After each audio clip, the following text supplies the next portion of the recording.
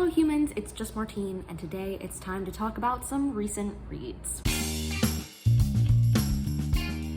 In this video, I'm going to share from lowest to highest rated 5 books that I've read recently, so maybe you'll know if you're interested in it. So first, on the low end, this is actually the only low rating in this one, which is great. This is actually chock full of really incredible books. My last one was not great, but this time in the recent reads, we're pulling through.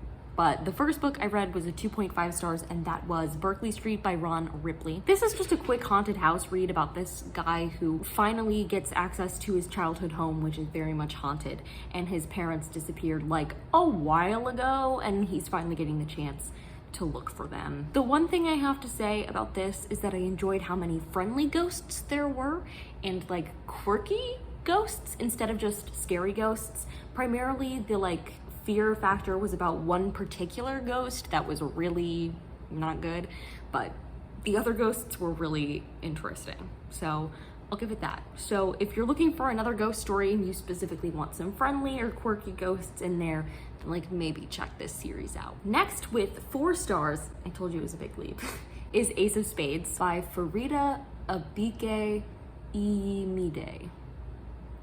This one has been going around BookTube a bit, so I'm pretty sure most people know that it's a dark academia book. It's definitely Pretty Little Liars style blackmail, one of us is lying vibes, except that it's about race, which is always good to talk about. That's the main concept. It's from 2 perspectives, the only Black students at this school. So Chiamaka and Devon. And they're going into their senior year at this school, and they're both made prefects, and Chiamaka is the head prefect. We're following them as they're working on their college applications to these huge schools. Chiamaka is applying to Yale. Devon is applying to Juilliard because he makes music. There's also a ton of LGBTQIA plus rep, multiple characters, including one of the main characters. And then, of course, there's lots of great conversations about race. This was definitely eerie. When we finally figured out what was happening, I was like, no, that's horrific. Scary stuff. The idea of somebody dreaming this up, it's just, I don't want the author's nightmares. It's really unsettling. Definitely has lots of discussions on systemic racism and all those things. Plus discussions about stacking marginalization, so race, sexuality, gender, etc., and how those interact. So it was really great. If you're looking for a dark academia, if you like thrillers about race, for example, No One Is Watching, which I haven't read, but I've heard amazing things about, it's definitely on my list, then consider this. If you liked Pretty Little Liars but wanted to mean something instead, then I definitely recommend this. Next, I have a nonfiction book called Beginners, The Joy and Transformative Power of Lifelong Learning by Tom Vanderbilt. This got 5 stars.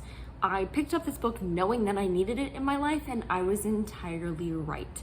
It's got some of the same vibes of Moonwalking with Einstein because it's journalistic, it's about learning, it's about the specific journey that the author is going on, and then also, although they talk about the process and their experience, they also talk about the background of the thing that they're learning. The only difference is Moonwalking with Einstein, it's about one thing. It's about memory training, and so it's a lot more in depth about that, versus this has 3, maybe 4 main things that the author is on a journey to try and learn. So there's singing, there's surfing, juggling. That might be it.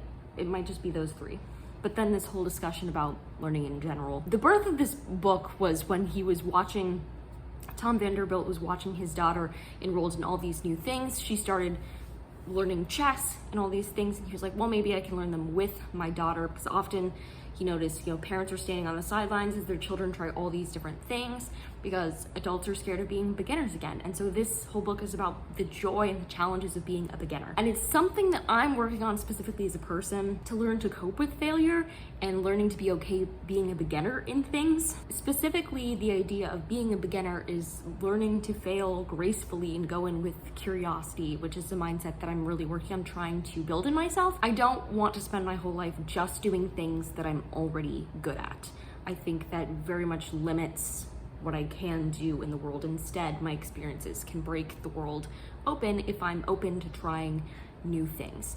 So if you love hearing about other people trying new things, if you want more insight into that mindset and encouragement in the beginner mindset, then I would definitely read this book. I loved it. Next, I have Insignificant Events in the Life of a Cactus by Dusty Bowling, which is also a 5-star read.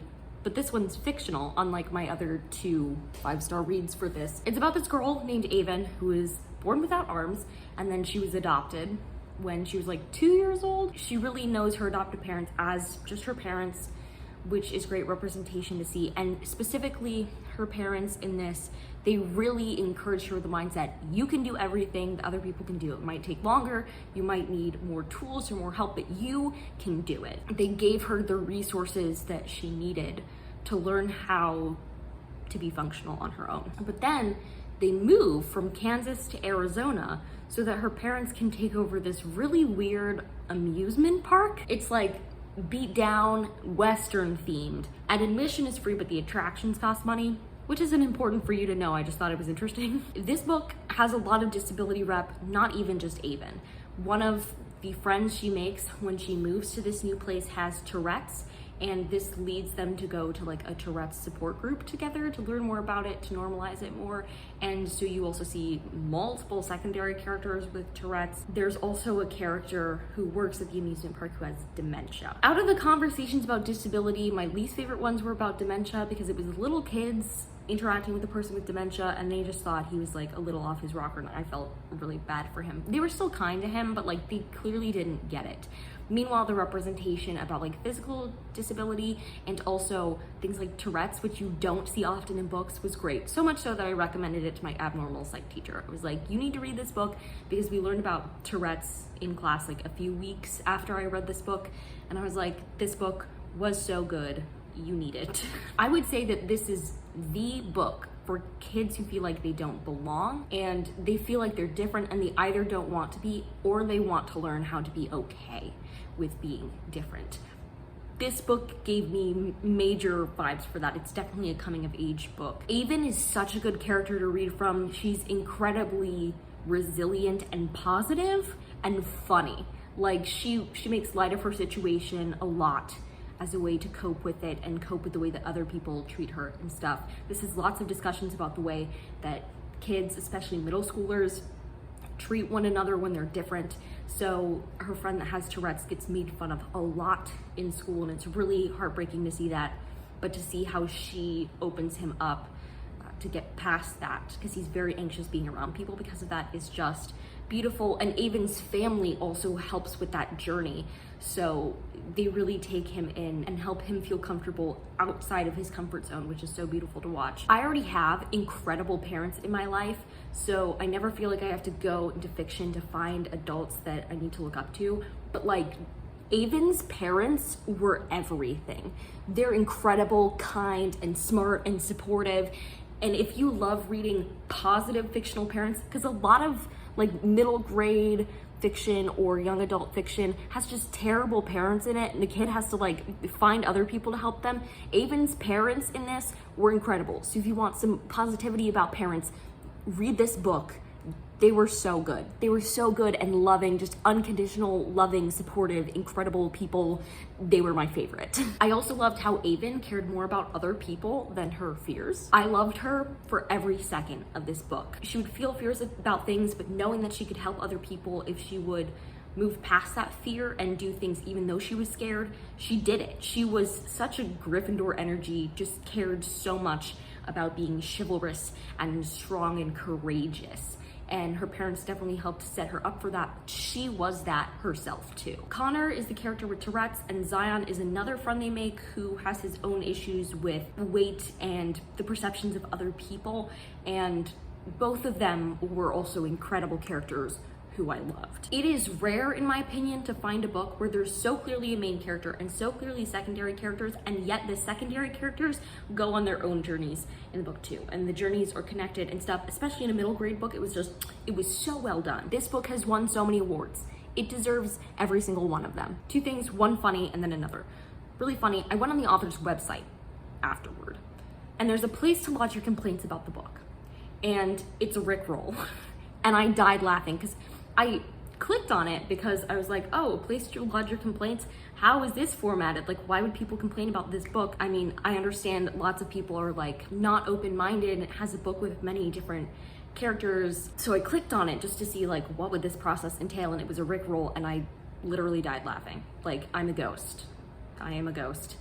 That was so funny to me. This was the kind of book where I wanted to cry in a terribly happy way. And I didn't cry. I wish I could have. I didn't cry, but I wanted to so badly. So if you want a book like that, that's positive. It's got a little bit of a mystery to it too. You wouldn't know it, but it's got a mystery. It's got these wonderful characters who I love so, so much.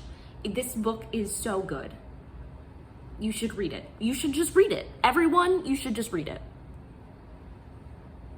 I'm not recommending this to a specific person. I'm recommending this to everyone. Lastly, I have more of a specific book because it's a very religious book, and this is The Power of Pain by C.S. Lewis. This got 5 stars. It had to be the top because it absolutely transformed a lot of my thinking processes.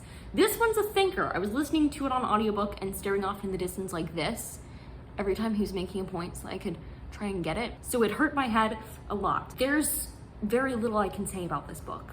Like, it's just crazy what it did to my brain and my heart and all those things. It's basically a book that's talking about the argument that a lot of people make that there either is no God or that they'd want nothing to do with God if God is supposed to be this all-powerful good being and the world is so terrible.